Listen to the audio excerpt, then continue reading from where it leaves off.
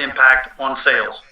Our domestic same-store sales cadence was 6.7% in our first 4 weeks of the quarter, 5.1 in our second, and 3.1 over the last 4 weeks.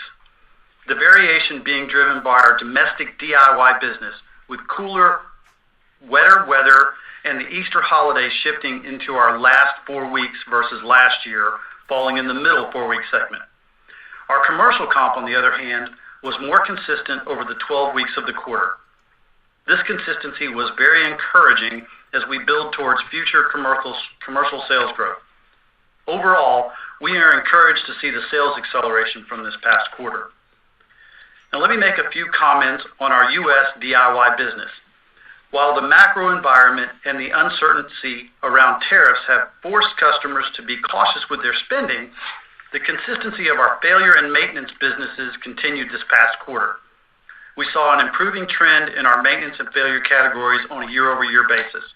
Discretionary categories, the smallest part of our business, have been under pressure for several quarters now. Historically, when our consumer is under pressure, our maintenance and failure categories begin to outperform discretionary categories. Our DIY comp was up 6.2% in the first 4-week segment, 2% in the second, and up 1% during the last segment. This compares last year's Q3 DIY comps of negative 2.2 in the first 4-week segment, positive 0.1 in the second, and negative 0.7% in the last segment. With regard to inflation's impact on DIY sales, we saw both DIY average ticket and average like-for-like SKU inflation up approximately 1% for the quarter. We continue to expect inflation in our ticket to be up approximately 3% over time, and we anticipate average ticket growth will return to historical industry growth rates as we move farther away from the hyperinflation of the last couple of years. We also saw DIY traffic up approximately 1.4%, which significantly improved versus the down 1% we experienced in our traffic trend last quarter. We continue to see data that confirms we are gaining share, and we are encouraged by our most recent trends. We believe we have a best-in-class product and service offering, and this gives us confidence we will continue to win in the marketplace. Next, I will speak to our regional DIY performance. We saw weaker performance in the South Central and Western United States. While still showing positive trends, these markets were not quite as strong as the other markets. It was a nice sign for us to see the Northeast and the Rust Belt outperforming for the first time in a while. In fact, outperforming by 250 basis points from the rest of the country. We believe this is a sign of the colder winter and favorable spring weather benefiting us, with pent-up demand now leading to better sales for the spring and the summer. Next, I will touch on our U.S. commercial business. Our commercial sales were up 10.7% for the quarter, and this compares to Q2's plus 7.3% total commercial growth and Q1's 3.2% growth. For commercial, the first 4 weeks of our 12-week quarter grew 9.3%. The second 4-week segment grew 13.6%, and the last segment grew 9.3%. Again, the Easter shift allowed us to outperform in the middle of the quarter. More broadly, across the U.S., our commercial business grew at a slower pace in the Northeast and the Rust Belt markets versus the rest of the country. The spread was over 200 basis points between the Northeast and the Rust Belt versus the rest of the country. This underperformance in those regions doesn't surprise us, as the colder winter weather doesn't show up with jobs to be done at the commercial accounts until later in the summer. There is normally a lag with commercial sales versus what we see in our DIY business. We continue to expect performance in the Northeast and the Rust Belt markets to improve over the remainder of the year, as the colder winter weather has historically led to parts failures as the summer goes along. While we have continued to see variation in performance across these more weather-sensitive markets, we remain confident in our initiatives. We are very encouraged with our improved satellite store inventory availability, significant improvement in hub and mega hub store coverage, the continued strength of our Duralast brand, and improved execution on our initiatives to improve speed of delivery and customer service. All of these initiatives give us confidence as we move through the year. Year-over-year inflation, on a like-for-like SKU basis for commercial business was basically flat and did not contribute significantly to our average ticket growth of approximately 1%. Lastly, we are very pleased with our growth in the commercial transactions year over year, with traffic up almost 9.8% on a same-store basis. Our sales growth will be driven by our continued ability to gain market share and an expectation that like-for-like retail SKU inflation will accelerate as we move forward. For the quarter, we opened a total of 54 net domestic stores. We remain committed to more aggressively opening satellite stores, hub stores, and mega hubs. Hubs and mega hubs comp results continue to grow faster than the balance of the rest of the chain, and we are going to continue to aggressively deploy these assets. For the remainder of the year, we expect our store openings to continue to ramp. For our fourth quarter, we expect both DIY and commercial trends to remain solid as our comparisons become slightly easier and we gain momentum from our growth initiatives.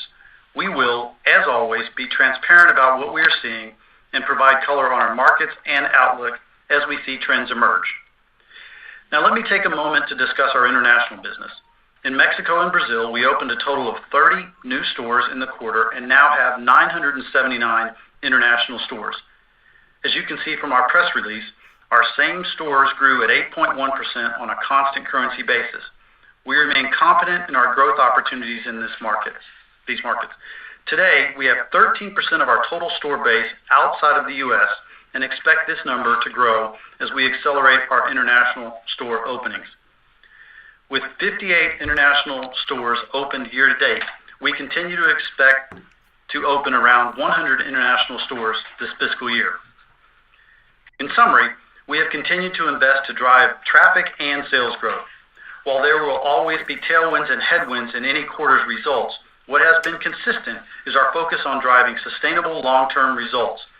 We continue to invest in improving customer service, product assortment initiatives, and our supply chain, which all position us well for future growth. We are investing both CapEx and operating expense to capitalize on these opportunities. This year, we expect to again invest approximately $1.3 billion in CapEx in order to drive our strategic growth priorities. As a large part of our CapEx budget for this year, we are investing in accelerated store growth, specifically hubs and mega hubs, placing inventory closer to our customers. We have also opened 2 new distribution centers this year while utilizing our existing distribution centers to drive efficiency and reduce supply chain costs. And we are investing heavily in technology to improve customer service and our AutoZoners' ability to deliver on our promise of wow customer service. This is the right time to invest in these initiatives as we believe industry demand will continue to ramp. Now I will turn the call over to Jamere Jackson. Thanks, Phil. Good morning, everyone. Let me start by saying we had a strong sales quarter. Total sales were $4.5 billion and we're up 5.4%. Our domestic same-store sales grew 5% and our international comp was up 8.1% on a constant currency basis. Total EBIT was down 3.8% and our EPS was down 3.6%. As Phil discussed earlier, we had a headwind from foreign exchange rates this quarter. For Mexico, FX rates weakened nearly 20% versus the U.S. dollar for the quarter, resulting in an $89 million headwind to sales, a $27 million headwind to EBIT, and $1.10 a share drag on EPS versus the prior year. Excluding the FX headwind, we would have reported an EPS decrease of 0.6% for the quarter. We continue to be proud of our results as the efforts of our AutoZoners in our stores and distribution centers have enabled us to continue to grow our business. Let me take a few moments to elaborate on the specifics in our P&L for Q3. And first, I'll start with a little more color on our sales and growth initiatives. Starting with our domestic commercial business, our domestic DIFM sales increased 10.7% to $1.3 billion. For the quarter, our domestic commercial sales represented 32% of our domestic auto parts sales and 28% of our total company sales. Our average weekly sales per program were $17,700, up 8% versus last year. Our commercial acceleration initiatives are continuing to deliver good results as we grow share by winning new business and increasing our share of wallet with existing customers. We continue to have our commercial program in 92% of our domestic stores, which leverages our DIY infrastructure, and we're building our business with national, regional, and local accounts. This quarter, we opened 49 net new programs, finishing with 6,011 total programs. Importantly, we continue to have a tremendous opportunity to both expand sales per program and open new programs. We plan to aggressively pursue growing our share of wallet with existing customers and adding new customers. Mega Hub stores are a key component of our current and future commercial growth. We opened 8 Mega Hubs and finished the third quarter with 119 Mega Hub stores. We expect to open at least 10 more locations over the next quarter. As a reminder, our Mega Hubs typically carry over 100,000 SKUs and drive a tremendous sales lift inside the store box, as well as serve as an expanded assortment source for other stores. The expansion of coverage and parts availability continues to deliver a meaningful sales lift to both our commercial and DIY business. These assets are performing well individually, and the fulfillment capability for the surrounding AutoZone stores is giving our customers access to thousands of additional parts and lifting the entire network. While I mentioned a moment ago that our commercial weekly sales per program grew 8%, the 119 Mega Hubs are growing much faster than the balance of the commercial business in Q3. We continue to target having just under 300 Mega Hubs at full build-out. Our customers are excited by our commercial offering as we deploy more parts in local markets closer to the customer while improving our service levels. On the domestic retail side of our business, our DIY comp was up 3% for the quarter. As Phil mentioned, we saw traffic up 1.4%, along with a positive 1.5% ticket growth. Over time, we expect to see slightly declining traffic counts offset by low to mid-single-digit ticket growth, in line with the long-term historical trends for the business, driven by changes in technology and the durability of new parts. Our DIY share has remained strong behind our growth initiatives, and we're well positioned for future growth. Importantly, the market is experiencing a growing and aging car park and a challenging new and used car sales market for our customers, which continues to provide a tailwind for our business. These dynamics, ticket growth, growth initiatives, and macro car park tailwinds, we believe, will continue to drive a resilient DIY business environment for the balance of 2025. Now I'll say a few words regarding our international business. We continue to be pleased with the progress we're making in our international markets.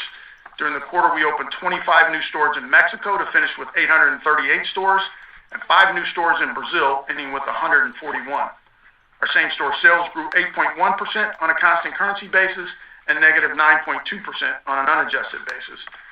We remain committed to international, and we're pleased with our results in these markets. We will accelerate the store opening pace going forward as we're bullish on international being an attractive and meaningful contributor to AutoZone's future sales and operating profit growth. Now let me spend a few moments on the rest of the P&L and gross margins. For the quarter, our gross margin was 52.7%, down 77 basis points versus last year. This quarter, we had an $8 million net or 21 basis point unfavorable LIFO comparison to last year. Excluding the LIFO comparison, we had a 56 basis point headwind to gross margins. The results were impacted by similar basis point headwinds from higher commercial mix, both domestically and internationally, domestic shrink, and new U.S. distribution center ramp-up costs, which more than offset solid merchandise margin improvement. We anticipate that the headwinds from shrink in the U.S. distribution centers will largely abate in Q4, and merchandise margin improvement will mute the commercial mix drag. This quarter, we took a $16 million LIFO credit to the P&L as freight costs have continued to trend lower from their peak. At Q3 quarter end, we still had $3 million in cumulative LIFO charges yet to be reversed through our P&L. And as I've said previously, once we credit back the $3 million through the P&L, we will not take any more credits as we will begin to rebuild an unrecorded LIFO reserve. As a reminder, for Q4 last year, we had no LIFO credits, and we expect no credits in Q4 of this year. I would like to take a moment and discuss the impact of tariffs on our results. For this past quarter, we saw minimal impact from the implementation of tariffs. Going forward, there are several outcomes that may impact our results from tariffs, including vendor absorption, diversifying sourcing, taking pricing actions, or some combination of the three. Currently, we expect these actions to offset any Q4 tariff costs and not have a material impact on our gross margins. To be clear, we intend to maintain our margin profile post-tariffs, and we expect the entire industry will behave in a rational way as our historical experience has shown. Moving on to operating expenses, our expenses were up 8.9% versus last year as SG&A as a percentage of sales deleveraged 108 basis points, driven by investments to support our growth initiatives and an increase in our self-insurance expense. On a per-store basis, our SG&A was up 5.1% versus last year's Q3. We have been investing in SG&A in order to capitalize on opportunities to grow our business now and in the future. We will continue to invest at an accelerated pace in initiatives that we believe will help us continue to gain share. These investments will pay dividends in customer experience, speed of delivery, and productivity. We will remain committed to being disciplined on SG&A growth, and we'll manage expenses in line with sales growth over time. Moving to the rest of the P&L, EBIT for the quarter was $866 million, down 3.8% versus the prior year. As I previously mentioned, FX rates reduced our EBIT by $27 million, while unfavorable LIFO comparisons reduced EBIT growth by another $8 million. Adjusting for the unfavorable LIFO comparison and reporting on a constant currency basis, our EBIT would have been up 0.1% versus the prior year, which is below our normal performance driven by the gross margin and SG&A drivers I mentioned earlier. Interest expense for the quarter was $111 million, up 6.6% from a year ago, as our debt outstanding at the end of the quarter was $8.9 billion versus $9 billion a year ago. We are planning interest in the $146 to $149 million range for the fourth quarter of FY25 versus $144 million last year on a 16-week basis. Higher borrowing rates are continuing to drive interest expense increases. For the quarter, our tax rate was 19.4% and up from last year's third quarter of 18.1%, driven primarily by higher stock option expense benefit last year. This quarter's tax rate benefited 301 basis points from stock options exercised, while last year it benefited 479 basis points. For the fourth quarter of FY25, we suggest investors model us at approximately 23.2% before any assumption on credits due to stock option exercises. Moving to net income and EPS, net income for the quarter was $608 million, down 6.6% versus last year. Our diluted share count of 17.2 million was 3.1% lower than last year's third quarter. The combination of lower net income and lower share count drove earnings per share for the quarter to $35.36, down 3.6% for the quarter. As a reminder, the unfavorable FX comparison drove our EPS down $1.10 a share. Now let me talk about our free cash flow. For the third quarter, we generated $423 million in free cash flow versus $434 million last year in Q3. We expect to continue being an incredibly strong cash flow generator going forward, and we remain committed to returning meaningful amounts of cash to our shareholders. Regarding our balance sheet, our liquidity position remains very strong, and our leverage ratio finished at 2.5 times EBITDA. Our inventory per store was up 6.7% versus Q3 last year, while total inventory increased 10.8% over the same period last year, driven by new stores and additional inventory investment to support our growth initiatives. Net inventory, defined as merchandise inventories less accounts payable on a per-store basis, was a negative $142,000 versus a negative $168,000 last year and negative $161,000 last quarter. As a result, accounts payable as a percent of gross inventory finished the quarter at 115.6% versus last year's Q3 of 119.7%. Lastly, I'll spend a moment on capital allocation and our share repurchase program. We repurchased $250 million of AutoZone stock in the quarter, and at quarter end, we have $1.1 billion remaining under our share buyback authorization. Our ongoing strong earnings, balance sheet, and powerful free cash continues to allow us to deliver a significant amount of cash to our shareholders through our buyback program. We have bought back over 100% of the then outstanding shares of stock since our buyback inception in 1998, while investing in our existing assets and growing our business. We remain committed to this disciplined capital allocation approach that will enable us to invest in the business and return meaningful amounts of cash to shareholders. So to wrap up, we remain committed to driving long-term shareholder value by investing in our growth initiatives, driving robust earnings and cash, and returning excess cash to our shareholders. Our strategy continues to work as we remain focused on gaining market share and improving our competitive positioning in a disciplined way. As we look forward to the remainder of FY25, we're bullish on our growth prospects behind a resilient DIY business, a fast-growing international business, and a domestic commercial business that is gaining momentum and growing share. We continue to have tremendous confidence in our ability to drive significant and ongoing value for our shareholders behind a strong industry, a winning strategy, and an exceptional team of AutoZoners. Before handing the call back to Phil, I want to remind you that we report revenue comps on a constant currency basis to reflect our operating performance. We generally don't take on transactional risks, so our results primarily reflect the translation impact for reporting purposes.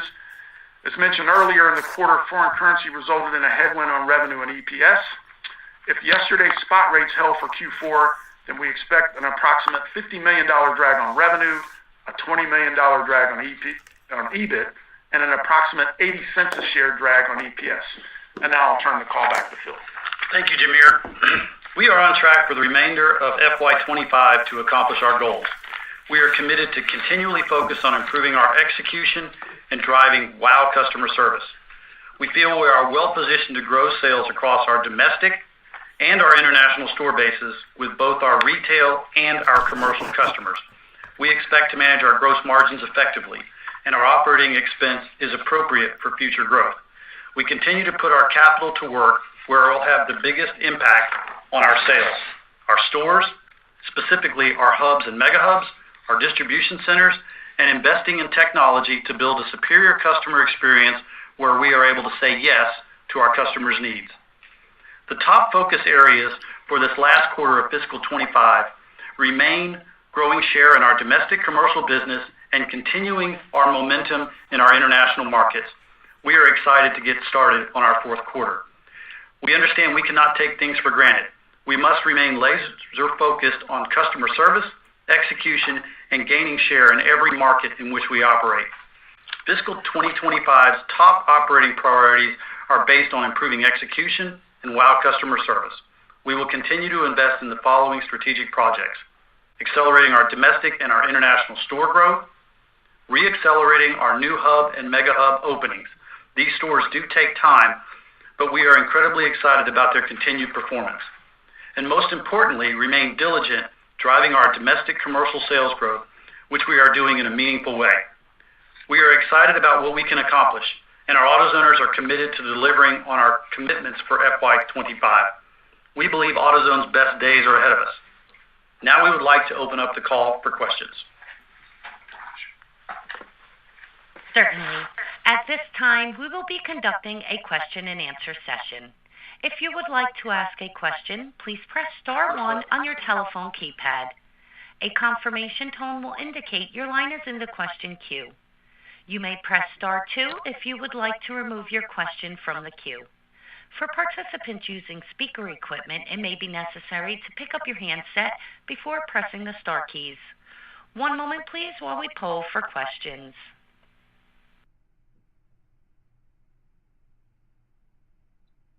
Your first question for today is from Brett Jordan with Jefferies. Hey, good morning, guys. Morning, Brett. Morning, Brett.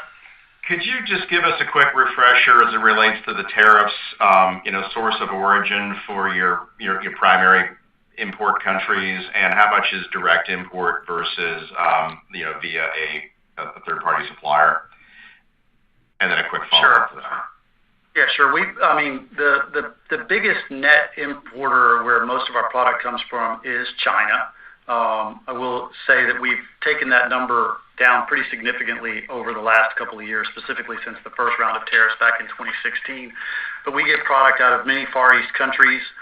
We get a little bit of product out of Europe, mostly Eastern Europe, and then we get some out of Mexico. That would be where the vast majority of those come from.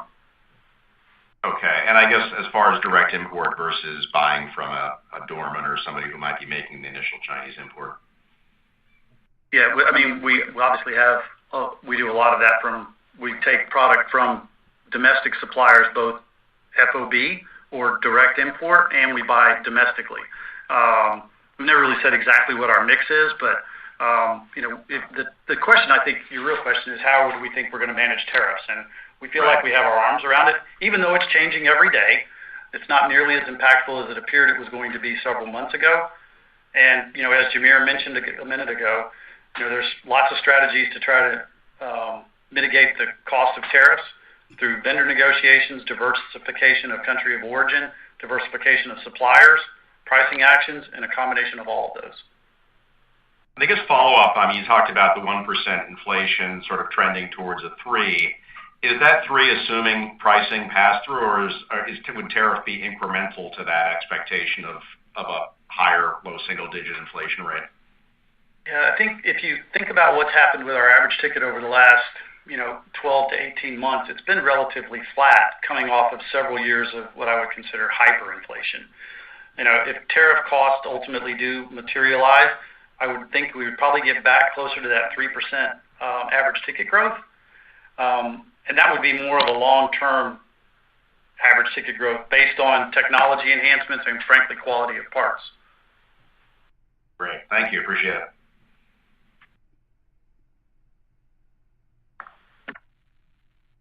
Your next question is from Christopher Horvers with J.P. Morgan. Thanks, guys. Good morning. Sort of a follow-up there first on the tariff. Is it that the inflation's not here yet because people pause shipments coming out of China and it's just a slow inventory turn business, or is there more of an effort here to perhaps have the cost be absorbed into the supply chain? Yeah, I think one of the reasons that you haven't seen a lot of the tariff cost in our side of the business is, as you mentioned, most of our inventory turns relatively slow compared to many other industries, hard parts in particular. And that product just hasn't shown up here in the country. And as you know, this stuff has changed pretty significantly over the last 90 days or 120 days. I mean, there will be an impact to tariffs on the cost of goods. But again, as we've mentioned, we think there's lots of ways to mitigate that cost and maintain our margin structure over time.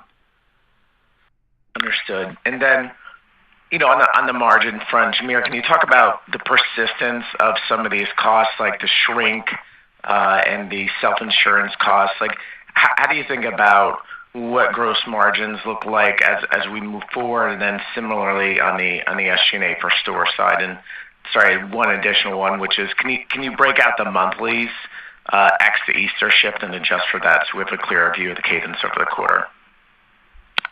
Yeah, so just on the gross margin, as we said, it was driven by shrink. Our DCs are ramping up, and we obviously have higher costs as those DCs ramp up and we get to our going productivity rates. And then the positive there, although it's a negative from a mix standpoint, is that our global commercial mix is growing, and that's driven by the work that we're doing to grow our commercial business. What I'll say is that the DC ramp up and the shrink pressure will abate, and merch margin should largely offset our commercial mix pressure. So, from a gross margin standpoint, we would expect those gross margins to be, down slightly in Q4, given all of those dynamics, as opposed to being down 56 basis points ex LIFO as we saw this quarter. On the SG&A front, I just want to reiterate that, we're growing SG&A in a disciplined way to create a faster growing business.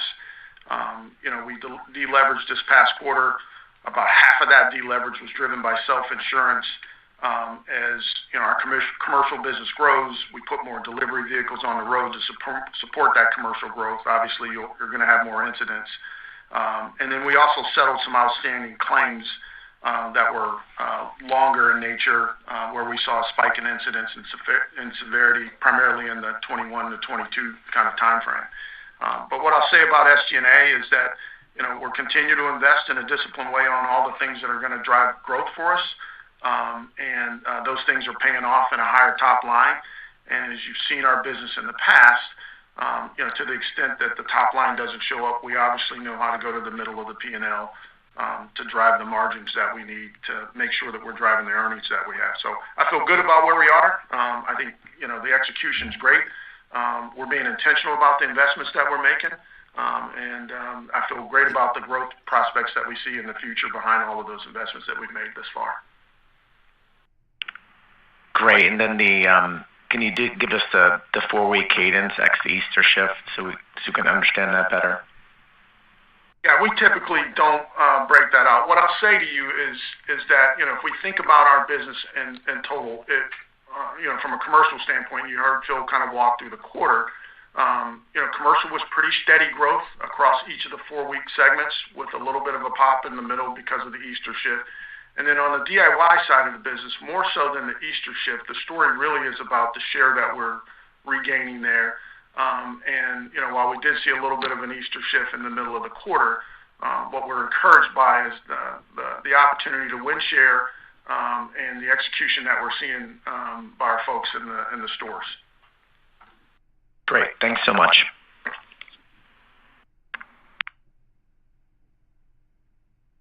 next question is from Simeon Gutman with Morgan Stanley.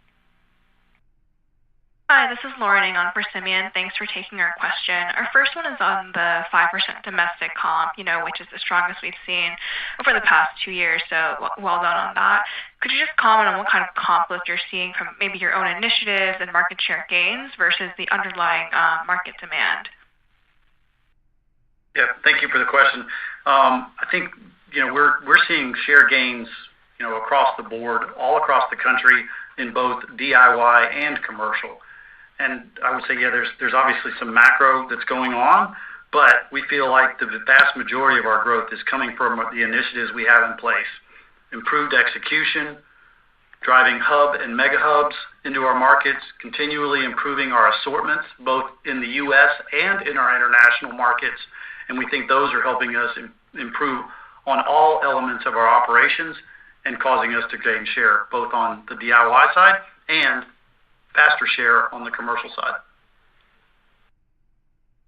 Great. And then our just follow-up is on the improvement in the commercial comps. It seems like you guys are continuing to take market share nicely there. Could you comment maybe what you want to continue focusing on in the upcoming quarters? Thank you. Okay. As we've said, the strategy is not a whole lot different than we've talked about over the last couple of quarters. We continue to improve our assortments at our local store. We continue to deploy our hubs and mega hubs and refining those assortments both for DIY customers and the commercial customers. And we've also been working on some strategies to improve delivery time and speed of delivery, what we call time to shop, for our commercial deliveries, changing some of our fulfillment methodologies from our hubs and mega hubs to get to the customer faster.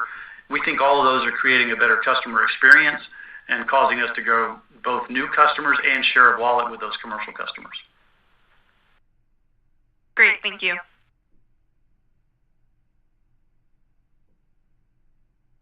Your next question is from Michael Lasser with UBS. Good morning. Thank you so much for taking my question. So do you think the cost of doing business within the aftermarket has gone up such that in the past, AutoZone might have been able to grow its overall top line mid-single digit and leverage back to double-digit EPS growth, and now that it's just more difficult to do such that the market can recalibrate its expectations around earnings growth? Michael, broke up just a tad. Good morning, by the way. I think there has been some core inflation in our payroll, both in the supply chain and in the stores. So there's probably a little bit more of an inflationary environment, since the pandemic. I think they're moderating somewhat. But I think at the end of the day, we've proven that we've been able to maintain our sales and our SG&A in line with investing in our growth initiatives that we think will help us gain market share. As Jamere said, we've been pretty good at this over time in managing our expenses in line with our top line growth. I will say at the moment, though, we have quite a few initiatives that are all in place, both from improved execution on our stores, growing our commercial business faster by using some new initiatives that are still in the early innings, as well as ramping up 2 new distribution centers. So we are running through an investment period that we believe will ultimately help us have a faster growing business and can